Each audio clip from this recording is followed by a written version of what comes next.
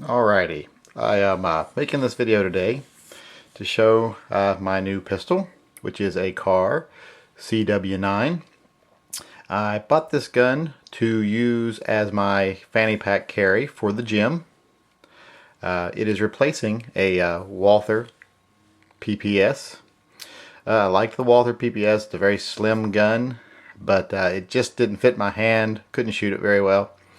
Like I said, I'll be carrying this in a fanny pack. It's a leather fanny pack I use that has a rear holster in one of the sections. Then it has a front section to keep your iPod, your iPhone, your keys, whatever you need to keep in there. But it has the hidden holster in the back. So the gun can't be too thick. The PPS was my first choice because it was really thin. Then I stumbled across this gun after the PPS wasn't serving the purpose. Just didn't fit me very well. This gun is just as thin as a PPS, maybe even a little thinner. It's also a little smaller dimensionally. I own another Kahr, a Kahr MK40. It's an all-steel version, a little bit smaller, shorter barrel and a shorter grip, but it's all steel and it has wooden grip, so it's much thicker than this gun. This gun comes in really thin and it's actually very lightweight. This gun only weighs 15.8 ounces. That's very small for a gun. It's a 9mm, holds 7 in the clip, 1 in the chamber, so that's 8 rounds total. Like I said, I'm replacing my Walther PPS with this because the Walther just didn't turn out good for me. I just never could master that gun. Didn't turn out to be a good fit for me. Like I said, I was familiar with Kahrs, but I had never seen this model. Kahrs were usually pretty expensive, and this model was very inexpensive. It was only $419 brand new. Just bought it brand new, $419. You know, that's cheaper than a Glock. Cheaper than an Smith & Wesson M&P. And much smaller than either. Very small, very nicely put together, very well finished gun. The reason it's a lot cheaper than the standard Kahrs is there are some things you give up on it. To go over those real quickly, the sights are different. Doesn't have the dovetail sight on the front. It's got a fixed sight pinned there. It's a Heine style sight, so the back is fully adjustable. You just can't adjust the front, so that's not a big issue to me. The sights seem to be pretty on right out of the box. I put 100 rounds through it yesterday and it was shooting fairly accurately. I was getting 4 and 5 inch groups at 15 yards, which for a close-up self-defense gun is more than accurate enough for me. Probably would be more accurate, but I'm not really used to the trigger all that much on a small polymer gun yet. It has one of those long draw single action in quotes triggers. It's actually a double action trigger. It's one of the where the firing pin is held at a half cock position once you rack the slide, and then when you pull the trigger it's held in place by a sear, and when you pull the trigger it pulls the pin back against a spring and releases it against the round, which fires it. So it means it can't fire from just its sitting position, which is good because it makes it like having a revolver in your pocket.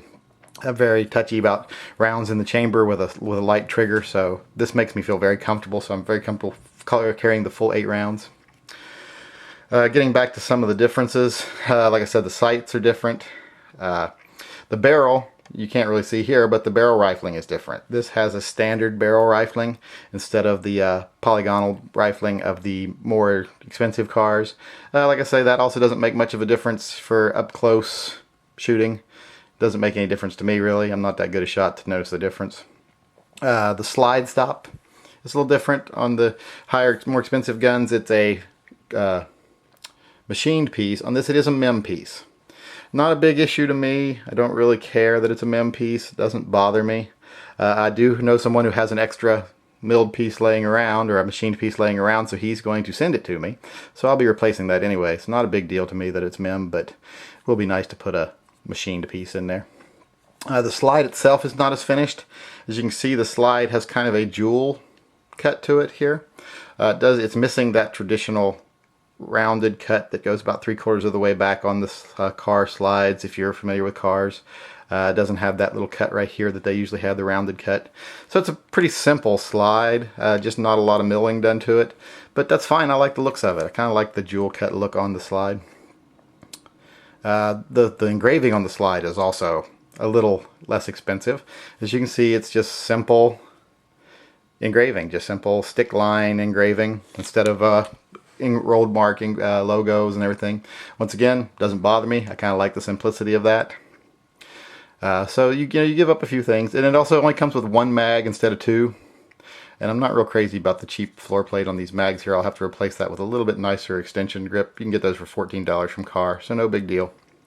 But overall, really nice gun for the price. Like I said, $419.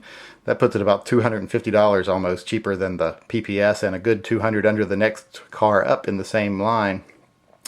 Giving up these small things is well worth the savings to me, because like I say, it's just going to be my gym gun. Not going to be a gun I use every day. Well, except for when I go to the gym every day. And I'd like to do that, but that doesn't always work out. Like I say, I took this gun, put 100 rounds through it. Very accurate right out of the box. More accurate than I am with it, but so doing a pretty good job. Didn't have a single failure to feed, which I was surprised. I always heard that Kahr polymers have a extensive break-in period, and this one seems to be working perfectly right out of the box. So 100 rounds through it, hollow points and full metal jackets, and not a single failure, so can't be too upset with that. I do like some features of the gun. Love the steel trigger. I love a polymer gun that has a steel trigger. You just don't see that very often. I like that it has a stainless slide, stainless accents. It makes it look really nice. The only negative I really have with the gun is this really heavy texture on the grip frame. Gets really grating after about 20 rounds. I had to put on a glove. It was like holding a cheese grater after shooting it a few times. Very light gun, like I say, only like 15.5 ounces, 15.8 ounces. So even with 9mm, it has a little bit of a pop to it. So that gets a little grating, that real rough texture on your hand. But overall, a very nice gun. I wasn't familiar with this gun before I found it. Saw it and wondered why it was so much cheaper than the other Kahrs. Found out the difference between it and the other Kahrs. So this gun is actually an excellent introduction to a great line of guns. If you want to try Kahr but don't want to spend a lot of money, this is a cheap way to try out their guns. It's every bit as good a quality as the other guns, just not as prettied up. So I would suggest it. I really like it. I'm really happy I changed. Much prefer it over the PPS. It just fits my hand better. It's got more of a taper at the top. The PPS is more like holding onto a 1x2 piece of wood to me. It just didn't fit me. It just wasn't comfortable. Have kind of meaty thumbs here. So this didn't fit me. Walther's PPS is a good gun. Hope I didn't say PPK earlier, but it's PPS. Is a great gun. Just didn't fit me. This is a great gun and does fit me, so better for me. Try one of these out. Really nice, really inexpensive. I think you'd be happy if you had one. They make a great light duty gun. Recommend it to anyone.